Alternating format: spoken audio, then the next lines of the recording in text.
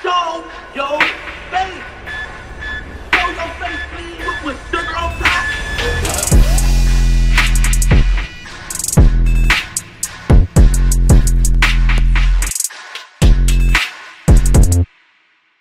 Hey, what's up, y'all? Y'all know my slogan. I don't know it all, but I know what I've been through. Now, before we get into this video, please make sure you head on down to Instagram and follow us on our official Instagram page at hookahanonymous_. Alright? We're able to be a little more explicit, a little more uncensored, and share content freely without running the risk of having our channel terminated. So, once again, make sure you head on down to Instagram and follow us on our official Instagram page at hookahanonymous_. Alright? Now let's get into what you guys came here to see. Now, we've covered almost all the narratives that was involved surrounding this BTB Savage situation.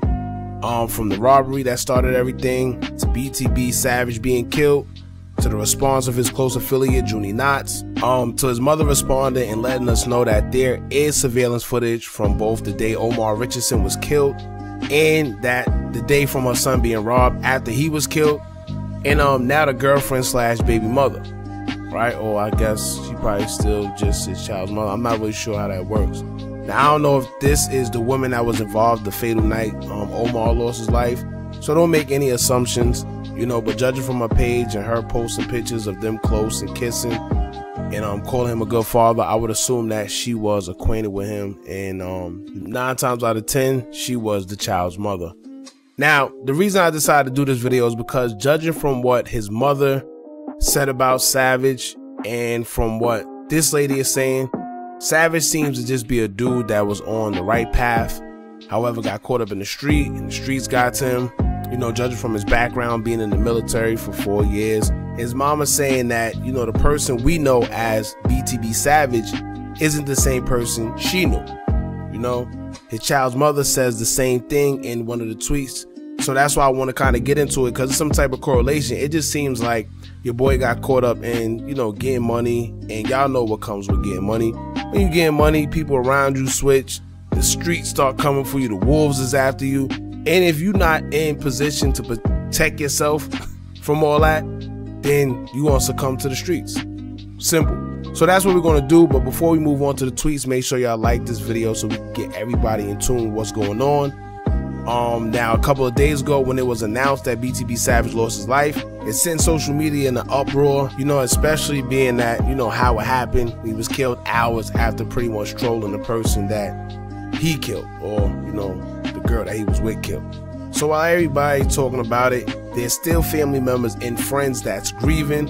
One of those people happened to be his child's mother, who took to Twitter to say a few things and, you know, set a few things straight. Now, in the first tweet, she says, quote, "Y'all are way too effing comfortable sharing pictures and videos of deceased people. Like, what the F be wrong with people for real, bro?" Then in the next tweet, she posted a picture of the two where he's kissing on her, and she captioned it saying, quote, "I can't believe I'd ever have to sit here and write this. Your mom doesn't deserve this. Your son doesn't deserve this. I don't even have any words. My heart breaks every time I look at my phone." She put the heartbreak emoji and the dove emoji.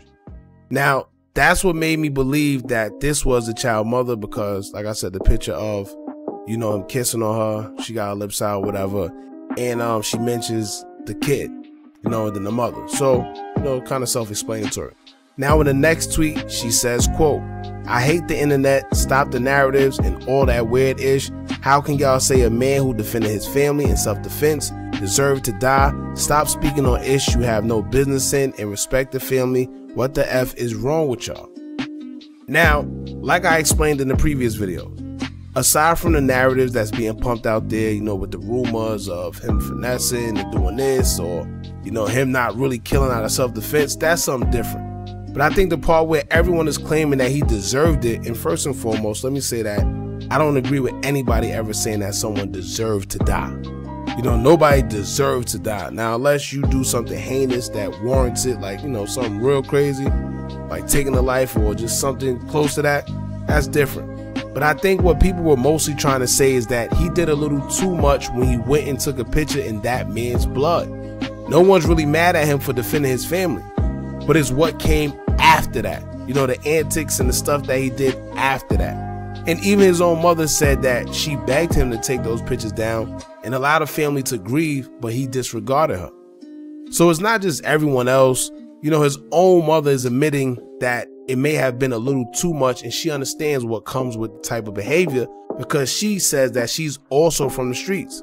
So she knows, you know, she knows what's going on. She even said, if I'm not mistaken, that he wasn't from the streets. She is. You know, in a Facebook post, she said, I'm from the streets, he isn't.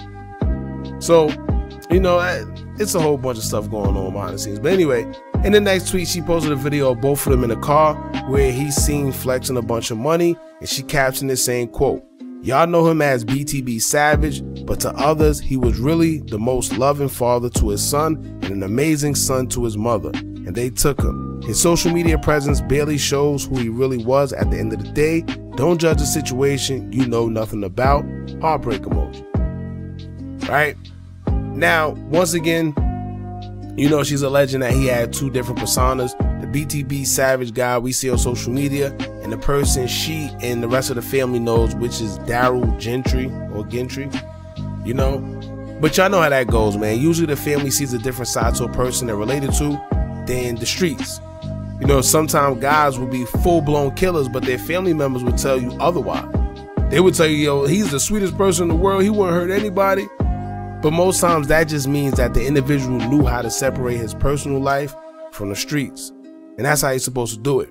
But anyway, that's what his child mother had to say. She haven't really been posting since, but I'm sure she probably just needs some time to grieve as the situation is still fairly new.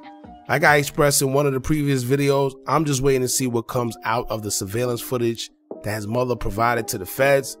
And I think a lot of people are more so invested in his story because whenever there's signs of someone being backdoored and set up by somebody close to them, it's always interesting because it teaches us a valuable lesson, which is to be very careful of the people you put trust in. Be careful who you are around. Whole time you think it's all love and it's really not.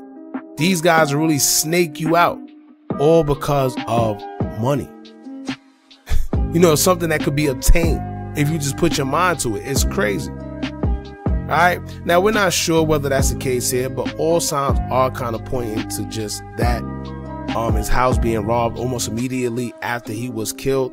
Let us know that something funny is in fact going on. Like, how did they know that nobody would be at the house in order to even burglarize it in the first place? You know, also the feds on the scene, that still bothers me. I don't understand how the feds was on the scene because, like I said, the feds get involved usually when their property, quote unquote property, or somebody that's federal is involved. You know, maybe he was being investigated before he passed away. You know, or maybe, I don't want to get into allegations, but just know that it's something going on behind the scenes. It has to be. You know, so until next time, man, we'll keep you guys updated with more details when we get them.